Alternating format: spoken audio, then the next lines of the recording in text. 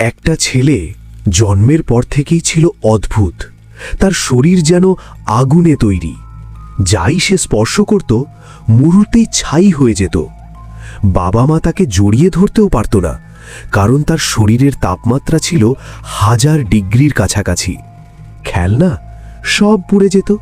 একদিন সে আইসক্রিম ধরতেই মুহূর্তেই বাষ্প হয়ে উড়ে গেল। বয়স বাড়ার সাথে সাথে সমস্যাও বাড়তে লাগলো। রাগ হলেই তার শরীর জ্বলে উঠত আগুনের মতো। মা দৌড়ে এসে ফোম দিয়ে আগুন থামাতেন। বন্ধুরা দূরে সরে গেল। বাড়ির জিনিসপত্র পুড়ে যেত প্রতিদিন।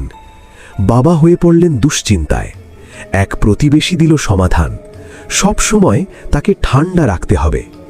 এরপর থেকে শুরু হলো তার ঠান্ডা জীবনের গল্প। তবুও তার ছোঁয়ায় মানুষ গরম হয়ে যেত, আর আইসক্রিম এখনও তার জন্য নিষিদ্ধ। এভাবেই সে বড় হয়ে একজন মানুষ হলো।